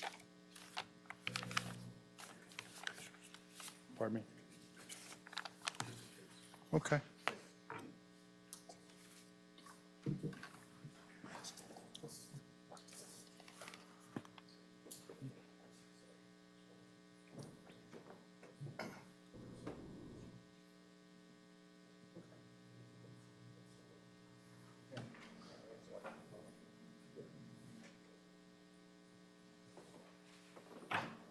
Any cross-examination? May I proceed, John? Okay. Thank you so much. Good afternoon, Officer Rippey. Good afternoon. We know each other, correct? We do. My name is Mark Collins, and along with Ms. Stevens, Mr. Nolan, we represent Jason Meade. Appreciate you being here. Thank you for your service. Thank you for the job you always do. Thank you. I want to talk in general a little bit first, and it'll correlate to you being dispatched to there. You were dispatched on a 10-3. That's a CPD term, correct? Yes. 10-3 goes out to everyone on the CPD channel, right? Yes. Okay. Just because it's on the CPD channel, and a 10-3 means a truck officer, highest alert, Correct. that doesn't get dispatched to other agencies, correct? The dispatchers typically try to get that information out to other jurisdictions that are nearby. And other jurisdictions would also then air, to get to the scene, right? Correct. They would relay the information. And then you knew the 225, you knew that to be a SOFAST U.S. Marshals number, correct? Correct. Okay. And I'm sure alerts went out on that as well, correct? I was on the main air where I operate from. Great. Yeah. Or Channel 1, yeah. Point being, you don't have access to the marshals' radios on that type of situation. It would take a lot of work to probably get back to whatever channel they work on. Right, absolutely. And so, now you're dispatched there. Now, let's talk in generality, Officer Rippey. When you get to a scene, you have no idea what's happening, correct? Correct. You have limited information, correct? Correct. And I think you told Mr. Merkel on direct that you drew your weapon out, correct? Correct. Okay. Standard policy in those situations, correct? Correct. All right. And I think there's an officer that runs by you on your body-worn camera, and you then go to the left, kind of the left of the back of the house, correct? Correct. Okay. At that point in time, if you see a citizen, you're not going to interview them, correct? Yeah, correct. You're not going to say, hey, do you know who came in with a gun into the house or anything? You don't ask any questions like that, correct? Correct. Isn't it true that the number one priority right now is safety for you? Correct? Correct. Safety for others in the area, Correct. and safety for those in the house. Correct.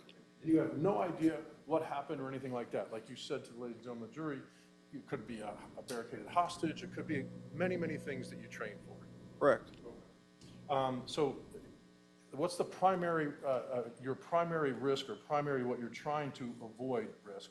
What's your primary goal you're doing at that point in time, Officer Rippey? To get there safely and assess what's going on. Safety for civilians, safety for officers, correct? Correct. Okay.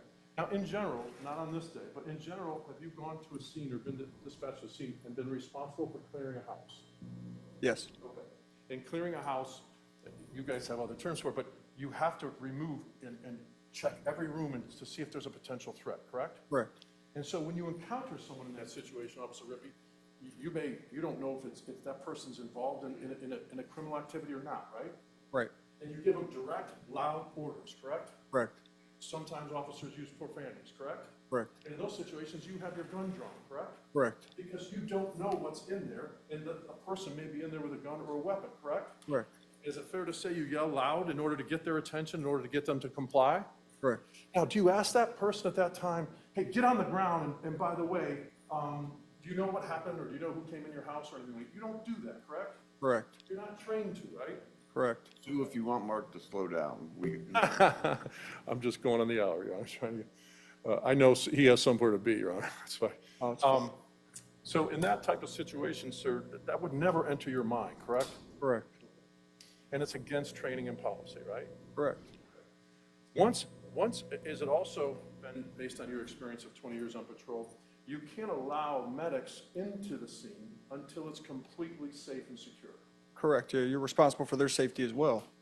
And it happens sometimes they can come in sooner, sometimes it's a 5 or 10 minute delay, correct? Correct. Every circumstance is different. Correct.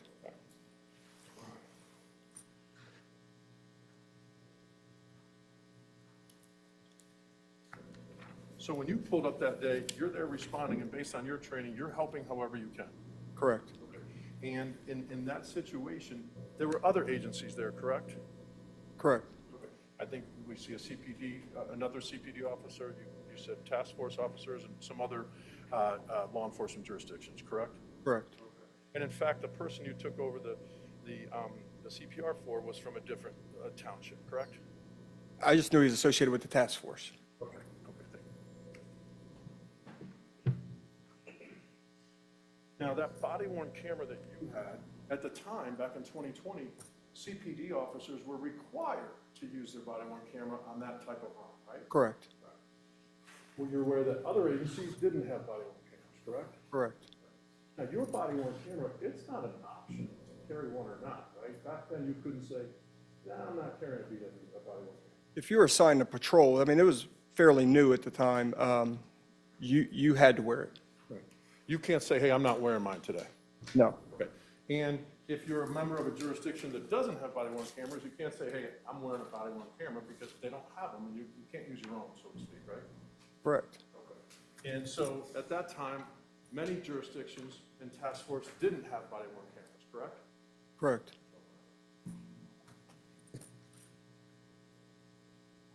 Now, you were asked to take over the chest compressions, correct? Correct. Thank you for that. In that situation, sir, before you got to the scene, you have no idea where that person was prior to you getting there. No. You don't know if the person was face down, correct? No. I had no, I wasn't there. Correct. So when you got there, the person was on the back, correct? Correct. Okay. And when you're trained in CPR, correct? Correct. And you can't do CPR in a threshold of a doorway, correct? Correct. It needs to be a flat surface, correct? Correct. Okay. And so again, with the subway bag and the bucket or you have no idea where those were prior to you getting there. Correct. Your body-worn camera picked up what was observed at that point in time. Correct. How long do you think it took till you got there from when you were dispatched? If I had to estimate, I'd say about a minute, minute and a half. Okay. And then to get out of the car and then to get up there? Yeah. And then that's probably another minute or so that I was on, around the perimeter area trying to figure out what was going on. Right. And so you'll probably get into that that small area probably anywhere from 3 to 5 minutes. Correct. Okay. May I approach the witness? you may. I'm going to hand you what's been marked for identification purposes, the defendant's exhibit G. If you could just take a look, that's exhibit from your body-worn camera. Okay. Does that look familiar to you? Yes. Okay, so the picture's facing that way, so that means you're facing that way, correct? Correct. May I publish on it? Okay. Officer Rippey, that was a small enclosed kitchen, correct? Correct. Everything's pretty close, pretty tight, right? Yes. Okay. And you mentioned that it was a chaotic scene, correct? Correct. And once you were brought in to do CPR, does that tell you, hey, the scene's been secured? They were still working to clear the house. That was just my role of what I was told to do. Okay, so that's an ongoing process. Yes. Okay, all right. So on this, so I'm counting you as one person count how many other people are in the room at that point in time, sir, if you can. 1, 2, 3. Kind of 8. 8 people, including you, correct? Yeah, and so, and that's in that small space, and that's your body-worn camera in that, correct? Correct. And then you were directed when you went to do the chest presses, hey, look out, there's a gun over there. Correct. And who told you that? I believe it was Officer Rosser. It was mentioned twice. Okay. That's important, right? Yes. No one said, hey, look out, there's stuff over there. Hey, look out, there's a bucket there. Hey, look out, there's AirPods there, correct? Correct. They said that because that's a risk. Correct. Okay. And you saw it, I think, down to by the lower legs of Mr. Goodson, correct? Yes, sir. Okay. But within an arm's reach? Yes. Okay. And when you saw that weapon, did you notice anything about it? Yes. What was that, sir? It was a handgun. I mean, it had a extended magazine in it. Okay. And may I approach the witness, Your Honor? May. This has been marked for identification purposes. Defendant's Exhibit H. If you take a look at that. Is that a fair and accurate copy of what the one you saw? Yes. And with the blood on it? Yes, sir. May I publish, Your Honor? May.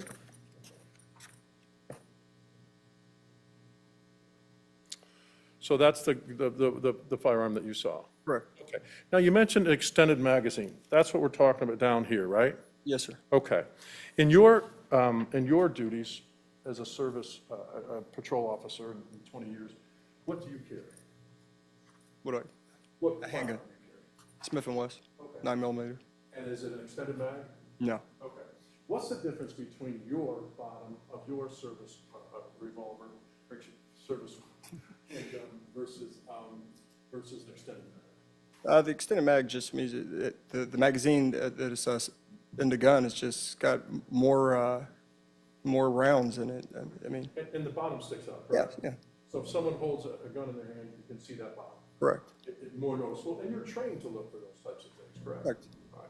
Because it carries more bullets and more potential deadliness, correct? correct. All right. So, now, are you familiar with your service weapon? You don't get to pick which one you're gonna use, right? No, I have to use the one or carry the one that is issued to me. You've been issued by the chain of command. Correct, Okay. You can't say, hey, I know you're issuing me this, but I wanna use this, and this, correct? correct, And you also have to certify on that in order to carry that, correct? correct. And tell the ladies and gentlemen of the jury what that means. Showing that you are proficient with it, taking a test, passing state mandated tests and city courses. Then you do that at the range, correct? Correct, Okay. So once you're certified in that, you're then allowed to carry that. correct, You carry something different than detectives, right? correct, You carry something different than the CPD SWAT team. correct, That's where they come in with the rifles and things of that nature. They have more options. And that's based on the type of work and the need, correct? Correct, Okay. And are you familiar, yours is a semi-automatic, correct? correct. Now, with a revolver, you have to pull the trigger. When you pull the trigger once, what happens? Goes bang. One projectile goes, right? Correct, Okay, and the cylinder revolves, and then you have to keep pulling, correct? correct, Now, on yours, semi-automatic, you pull it a little bit quicker, right? correct, Okay.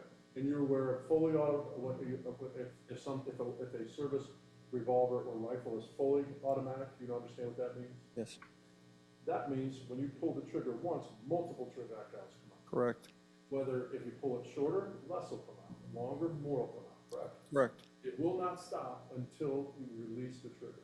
correct, So one pull can give a burst of a few bullets, just like that. correct, And there's a reason for that, correct? correct.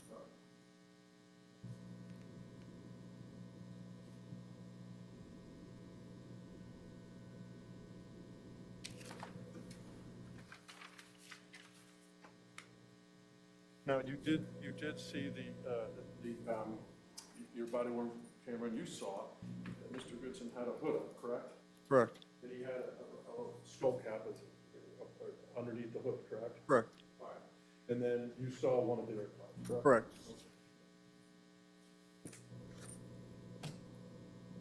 Now, when you were done doing compressions, it's my understanding you went to say, hey, does an officer need anything? The officer officer support. Tell the ladies and gentlemen, jury, what officer support is. Officer support, so if you're involved in a critical incident, at least with our agency, you attend training annually, and based on that training, it allows you to assist other officers who are involved with other agencies as well, with just helping them through the immediate aftermath of being involved in a critical incident. And based on your experience, you've had that training, correct? I have. And so when you went to look and say, hey, is an officer need any support, that's what you're going to, correct? Correct. Okay, and based on that training, it's fair to say that, based on that training, it's fair to say that you're not supposed to talk to the officer who's involved in a critical incident, correct? Correct. And you're actually supposed to try to get that officer removed from the scene, correct? Correct. I think that's when you heard the stuff going around about what this, what that, people asking questions, that's when you shut down your body worn camera. Correct. And that's based on, hey, we have no idea what happened, but we're not supposed to talk to the individual. So that individual shouldn't be asked questions or what happened or tell me what you saw or anything like that, correct? Correct. Your job at that point in time, you're not there to interview people who were in the house, correct? Correct. That's up to detectives to do later. Correct. When you went out and set up the perimeter, your job is to make sure no one goes in there, correct? Correct. Now, if you don't know if a person resides there or not, but no one's allowed to go back into that house. Correct.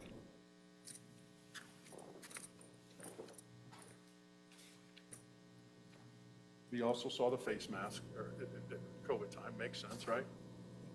All right, let's talk about some police, your experiences. And again, 20 years on patrol is quite an achievement. Do a good job. And in terms of, you've, based on your training, Officer Rippey, if hypothetically, if you see someone in a car waving a gun, you have to investigate, correct? Yes. That is a criminal offense, correct? Correct. Improper handling of a firearm, it could be some type of menacing, it could be something other than that. I think it's fair to say it warrants further attention. Okay.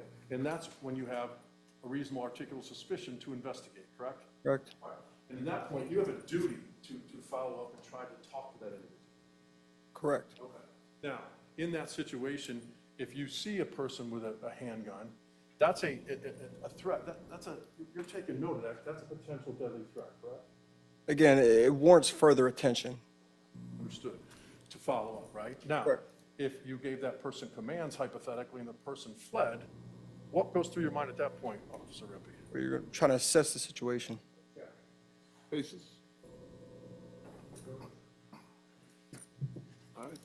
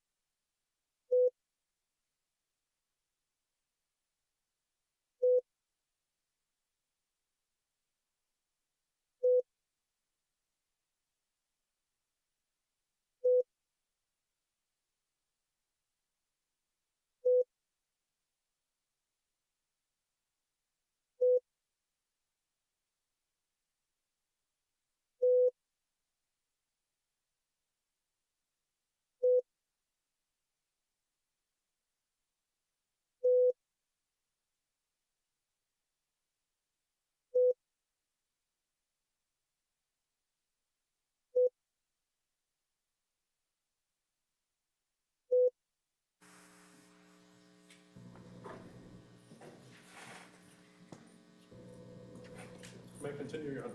You may.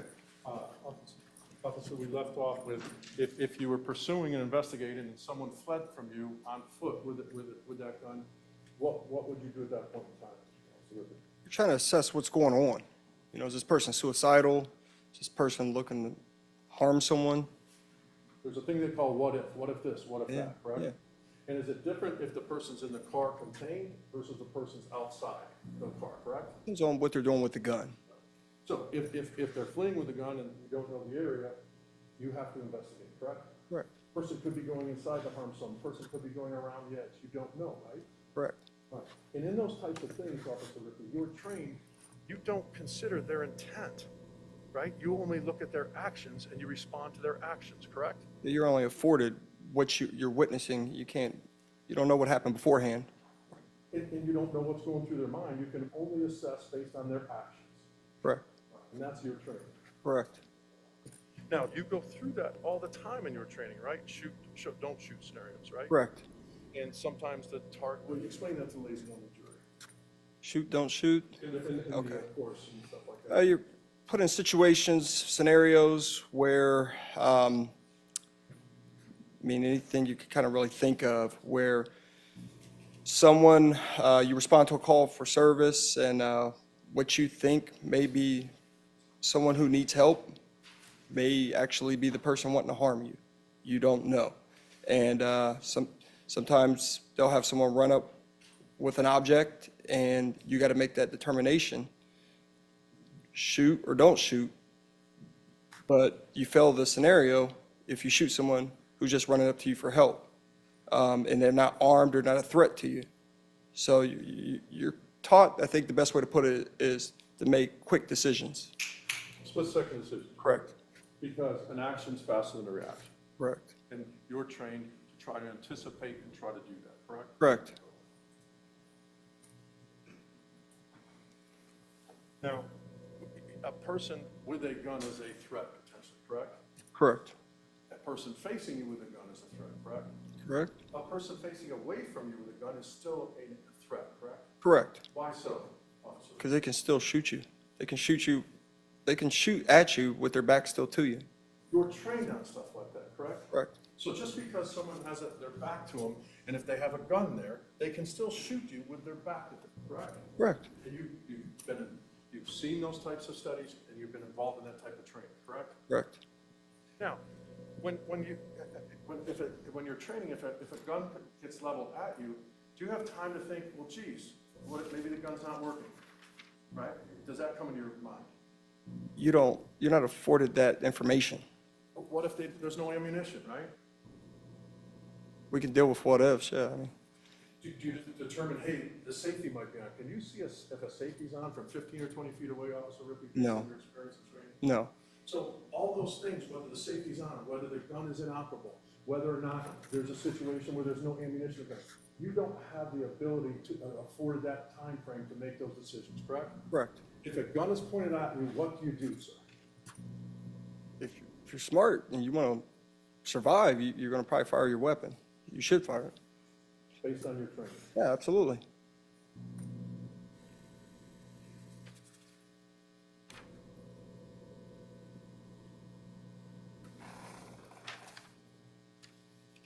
May I have a moment, Your Honor? Okay.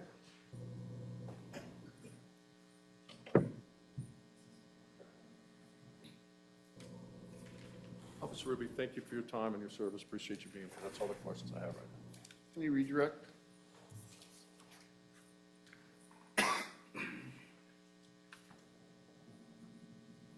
Mr. Rippey, Collins talked at length about training. Wasn't it part of your training that you do not fire just because of a potential threat? Just a potential threat? No. It has to be an immediate, imminent threat, isn't that correct? Correct. And you spoke about assessing the situation. Does that entail trying to slow things down? Correct. I mean, time is your. Time is typically not on our side in those situations, though. Okay. But when possible, you want to slow things. When possible. Yeah, when possible, correct? Correct. And obviously, the more serious the threat, the less opportunity you have to slow things. Correct.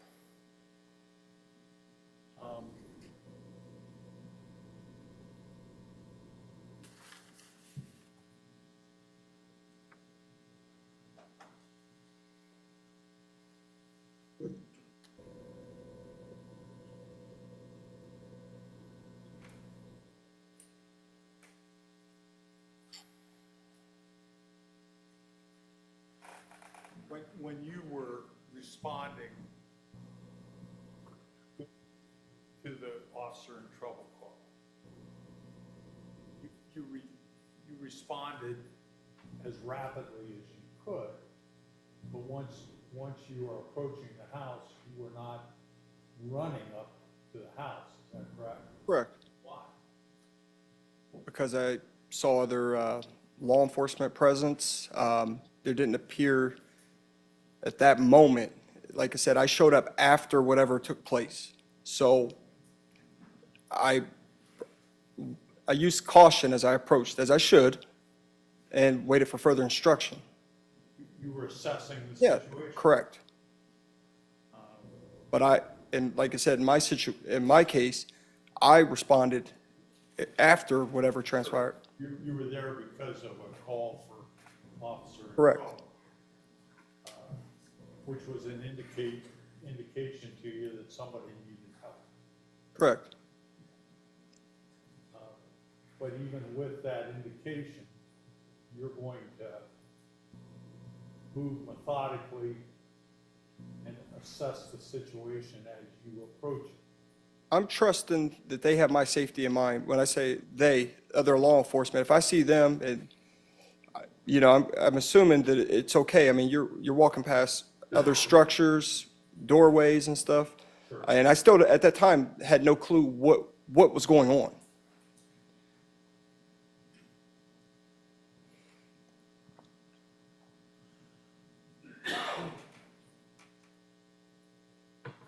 And you're working in concert with the other officers, is that correct? Correct.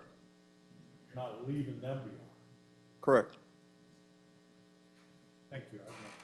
Any questions as a result of this? Yes, officer, when you assess the situation, in assessing the situation, is there anything more dangerous or more immediate than a gun pointed at you, sir? No, sir. Thank you so much, sir. All right, you can step down.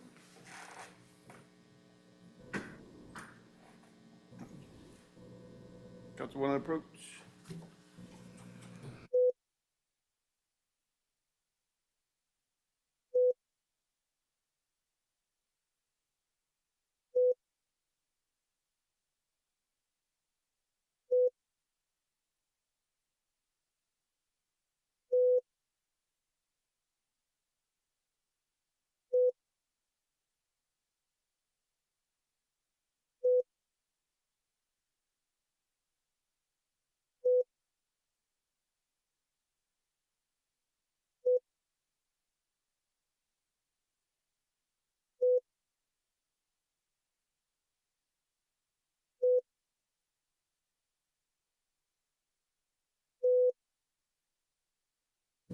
All right, ladies and gentlemen, we're going to have a break for the day.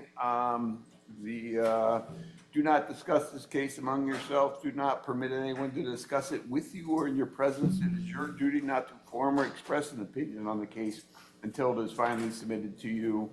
If you guys can be here Monday morning about 8:45, we'll try and get started at 9. Go have an enjoyable weekend. All rise.